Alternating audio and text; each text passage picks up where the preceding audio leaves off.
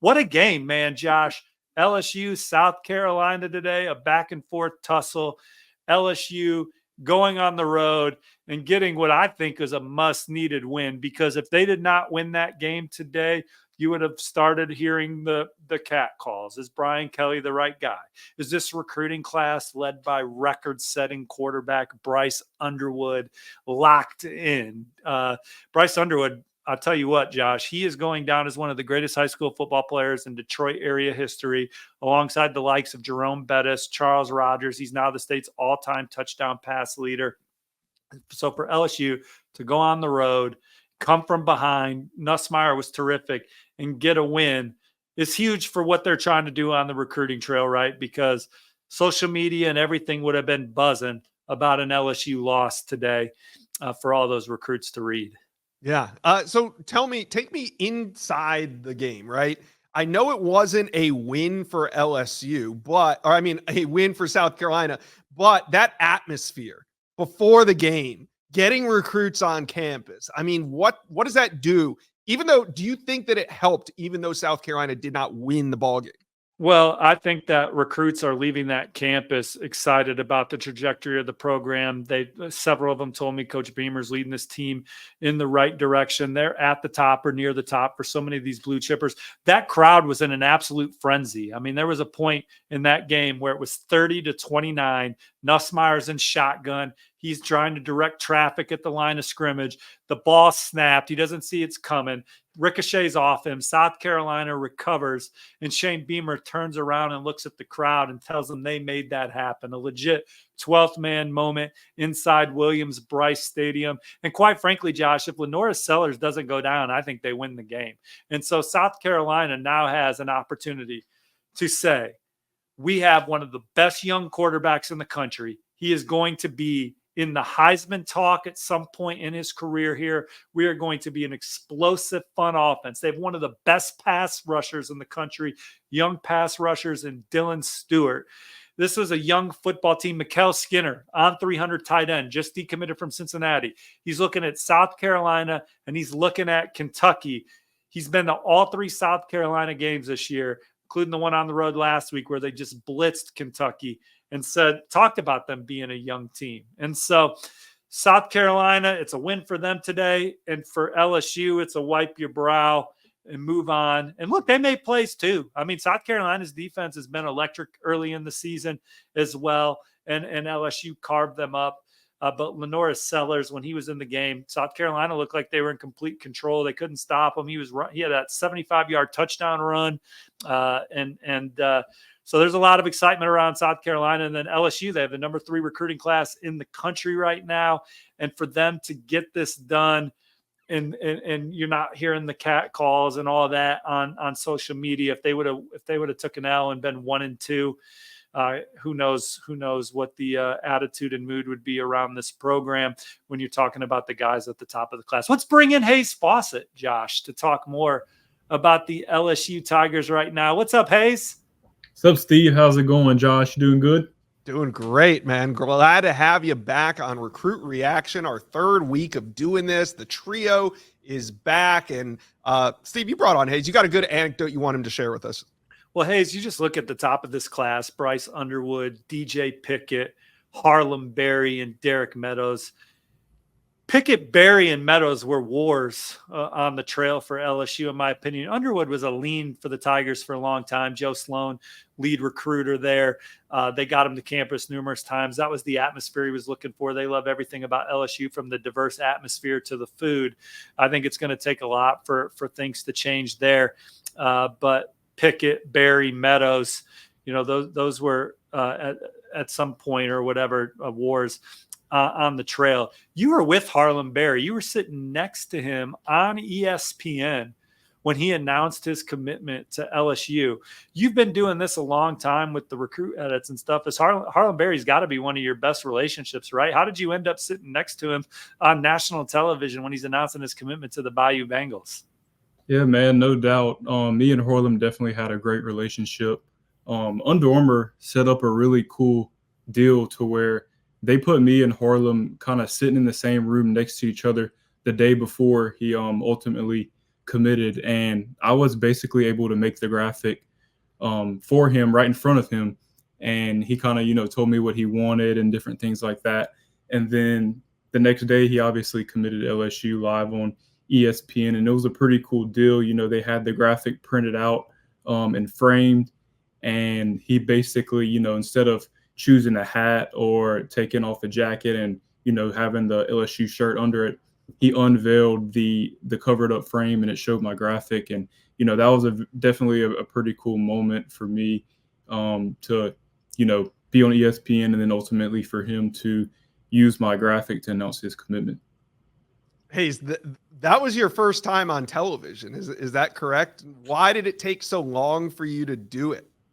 Man, I just never been really big on like wanting to show my face or anything. And I was actually hesitant to do that before, he announced his commitment. They kind of gave me the opportunity. Hey, you want to be on ESPN? We can give you a little interview and stuff like that. And I was talking to Jack, our good buddy Jack, about it. And he was like, man, you got to do it. So I ended up doing it. And and now here we are. It's come to you appearing weekly on the Recruit Reaction Show now. Yep. Jack Terry runs the social department for On3. He's also the son of Shannon Terry, the godfather of this industry, invented Rivals, invented 24/7, now has On3 ripping and roaring. This LSU class is ripping and roaring. Hayes, like I said, it's number 3 in the country. DJ Pickett's one of the jewels. He's the number 1 ranked cornerback in the country for the On3 industry. He commits to LSU. There was a lot of buzz as he moved up his commitment date, because he was going to commit during October after watching some of these teams play. He moves it up, and there was a lot of buzz when he moved it up coming out of an Oregon visit that the Ducks were in good shape. Behind the scenes, how did that play out with you and him, and him telling you he was going to LSU and you making the edit? Just give us some insight. Man, so that was definitely a crazy story. Earlier in the week, I believe he committed on a Thursday or a Friday, but earlier in the week, he told me he was going to go to a different school. Now, I'm not going to say which school he told me. And then he ultimately changed his mind. And I remember the day before he committed to LSU, that was like right when the new college football 25 game came out. And he actually wanted to play against me. So we played, and we just kind of like talked a little bit on the mic and stuff. And he had some of his like high school teammates on there and stuff. And, DJ's a quiet guy. He doesn't say too much. And, whenever you load up the game, you're able to pick your favorite team. And I remember being in the PlayStation party, and he picked LSU as his favorite team. And like I said, other people can see that. And one of his buddies was like joking in the party, like, oh, you're going to LSU. I saw you picked him as your favorite team. And I thought that was just kind of a funny story, because like I said, Pickett's a very quiet guy. He wasn't telling his teammates. He wasn't really talking to anybody. I just thought that was kind of a funny tidbit there. So I do think that DJ Pickett went to his favorite school. I think LSU led going into those summer visits, very comfortable in Baton Rouge, kind of like Bryce Underwood, just loves that vibe at LSU. Certainly Corey Raymond in that relationship, and Corey Raymond's track record of player development, the relationship that the family has with Patrick Peterson, and Patrick Peterson was back there on his visit. But he went out to Oregon several times. They did a great job in his recruitment. Dan Lanning and what he's done historically in his career, the comfort level, the infrastructure with Oregon, the Nike, they had momentum. And I think that when he put out that decision date, LSU went back to work. Like, all right, we got to get this done. And I know there was all kinds of reports, and I know there were some people saying it was LSU all along, but there you go. Hayes Fawcett confirming what it was behind the scenes, that it was a battle. And Miami was in there too. And there were a lot of people that thought it was Oregon and Miami as the top 2. So LSU leapfrogging 2 schools perhaps. But either way, they got him in the fold, and now they got to keep him in the fold. And to keep him in the fold, he's going to come back to 3 home games. They got an electric schedule. They're in the SEC, and they also got UCLA coming to town. They got to win games like they won today. And I fear that if they would have lost this game today, Yeah, it would have started. It would have started some definite reaction. This is the recruit reaction, but they would have been 1-2, and schools would have started hovering like flies around these recruits, and some of these other teams are hot. So this was big for them to come from behind. Nussmeier was incredible. Was texting with Charles Power, Cody Belair all day. He was fantastic. But I'm telling you, Lenora Sellers, Hayes, you're going to be making a lot of Lenora Sellers edits. You're going to be able to promote how Charles and Cody and them did a fantastic job ranking him. South Carolina showed their fans a lot today, and LSU getting a big win on the road as they kind of stem the tide a little bit with their season here. All right, let's bring in some more recruit reaction. Instant reaction. We got tight end Mikel Skinner. He was talking to you, Steve Wiltfong. He said, quote, "It's exciting and lit," adding that it's good to see a young team keep up with the top 25 team. Says a lot about the coaching. So there you go. I mean, right there, Mikel Skinner kind of saying that despite the loss, he enjoyed the performance that South Carolina put on the field. Big time target for 2026, interior offensive lineman Darius Gray. Steve, you also talked to him. He said, quote, "Fans are amazing," adding that Coach Beamer is leading this team in the right direction. So kind of goes back to what we said about, he also said they're definitely a favorite of mine. So we have a new leader alert. Well, at least a new favorite alert. Darius Gray on his South Carolina visit coming out saying that he loves the people there. They're at the top of his list, tied with a few others. So that right there kind of sums up how South Carolina fans can it. I know the loss is disappointing, but it can be detached sometimes from a loss. No question. They had PJ Dean there too, one of the top offensive linemen in the country in 2026. And again, Lenora Sellers is going to be a guy that they're really going to be able to build around.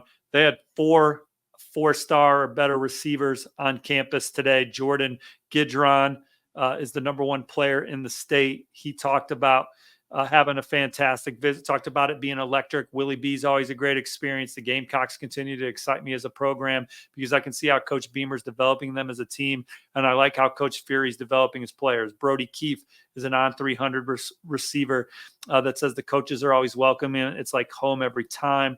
Ryan Mosley said they're building something special there. He's an on 300 receiver from Carrollton, Georgia, said the stadium was rocking, said he could see himself starting there as a true freshman. And Donovan Murph called the environment one of a kind and said that the Gamecocks' willingness to trust young talent is what really stood out to him. Carson Baker's an on 300 running back that said it was electric from start to finish. Says he can see the Gamecocks being a big-time contender just a couple pieces away, and he could see himself in their offense. In South Carolina, 10-win seasons are few and far between for them, but with what they've shown on the field with the young guys, they've recruited some really talented young offensive linemen. This is a team that's built to last if Sellers can stay healthy under center and continue to blossom. We're going to be talking a lot about South Carolina on recruit reaction shows for years to come because they got their trigger man, and he is young and he is dynamic and he is exciting. And they got a lot of young, talented offensive and defensive linemen in this program as well. All right. Hayes, you got anything on Mikel Skinner? Want to wrap this segment up, but I thought you had said you had a little intel on Skinner. Not really. Skinner announced his decommitment yesterday from Cincinnati. Like Steve said earlier, the two schools really to watch there are South Carolina and Kentucky. He's the number 12 tight end in the 300 2025 rankings. That'll be definitely one to watch as we continue on and get closer to signing day. Hey, Josh, Jared Curtis was there, Georgia quarterback commit 2026, and I talked to his mom. What do you make of that? Yeah, I talked to his mom after the game. A couple things, and we need to talk about Jared Smith too, and then we'll wrap this segment up. And I want to ask Hayes about Jared Smith too before we move on from South Carolina. But Jared Curtis was there, arguably the top quarterback in the country in 2026. He's committed to Georgia. Talked to his mom after the game. They're going to be back at Georgia for the Tennessee game, and from everything I can digest, he is still locked in with the Georgia Bulldogs, but he wants to go out, see some games, obviously still maintaining some relationships. He went out to USC in the summer, the other USC, not the South Carolina Gamecocks. And now he's at this game. Dow Logans is South Carolina's offensive coordinator. That's one of his best relationships. The way Coach Dow Logans was able to get Spencer Rattler back on track, get him off to the NFL. Certainly what they're doing with Lenora Sellers, there's something attractive there. Long way to go till Jared Curtis signs, but right now he looks locked in with Georgia. He's going to be back for the Georgia-Tennessee game later this season. And then Jared Smith, that was an intriguing visit because he's committed to Auburn, but for a lot of his process, South Carolina looked like the program to beat. Georgia, USC, Florida State, Tennessee, some of the others in the mix for Jared Smith, and obviously Auburn. Took a visit to Auburn in the summer, and it kind of really swung some things. South Carolina, they're not going to be able to be in a program that pushes for every 5-star or every top 100 player, but there's a couple every cycle where they are going to be tough to beat, like they were with Dylan Stewart. And I thought that that was kind of going to be the way that Jared Smith's recruitment went. But obviously Auburn was able to rally it and get him in the fold. He pops back up at Auburn. But before he committed to Auburn, South Carolina was trying to get them to their last big recruiting event of the summer. Chad Simmons led the charge on reporting Jared Smith to Auburn. People around South Carolina were like, well, if he comes back to our recruiting event, maybe it flips back. But he ended up going to Big Cat Weekend at Auburn. Hayes, Jared Smith, was there ever a time where he told you maybe he was a South Carolina lean and Auburn flipped it? What was that one like behind the scenes? And him being at South Carolina today, in my opinion, because that recruitment was so close, I'm interested to continue turning over rocks and seeing where that one stands. But what was it like leading up to his commitment to Auburn? Did you have a South Carolina feel before that? How did you see it? Yes, Steve, I really did think South Carolina obviously was in the top 2 there. Actually, interestingly enough, when he announced his commitment date, like moments after, I started hearing a lot of like Auburn buzz. He was telling me about Auburn, how much he liked it and things like that. And going back to a whole nother topic, they recently in like January, I believe, they implemented that rule to where you can't have visit pictures unless it's an official visit. And we were trying to get his commitment graphic, like commitment date graphic set up. And he sent me pictures of like every school. It was like USC, South Carolina, 2 others, and then obviously Auburn. And interestingly enough, he didn't have any Auburn visit pictures. I'm not sure if he took an Auburn official visit before he committed. But yeah, I'm definitely very interested to see how this continues to go forward, especially with after the visit today. Steve, I did not know that about Jared Smith. I thought it was, for lack of a better term, I thought it was kind of a throwaway visit. But man, knowing that now, it's still a good visit. It still could have been, It's still a good visit. But man, if South Carolina could have won that ball game when he's on campus, like that's the fine line in recruiting. That like, yeah, I'm sure he had a great time. He'll go speak highly of it. But man, you win that game, you're in business. But maybe, South Carolina's got a lot to tell these young, like Jared Curtis still after the game went and met with the coaches and had conversations with Coach Dial and everybody. Yeah. He didn't just walk right out of the stadium. I don't have as much insight on Jared Smith's visit right now, but I just know that Coach Joyner in why am I drawing a blank here? Coach Joyner's Ole Miss. South Carolina. Sterling Lucas, excuse me. Yeah, Coach Lucas and Coach Smith Coach Sterling Lucas and Jared Smith had a great relationship. Sterling Lucas is a fantastic recruiter that beat everybody on Dylan Stewart. And look, man, the opportunity to play with Dylan Stewart is exciting too if you're on defense. So I don't know. Again, Auburn's doing a fantastic job. I was there on Thursday. We'll talk more about that in the show later today, but there's no question Jared Smith was high on South Carolina, and South Carolina was pouring a lot into that recruitment. Mm-hmm. All right. Well, South Carolina fans, LSU fans for that matter, tap in, talk to us, comment section below. How you feeling about that game? I mean, it was electric down on the sidelines. For most of it, it had to have a major impact on recruiting. So talk to us in the comment section below. Let us know how you feel.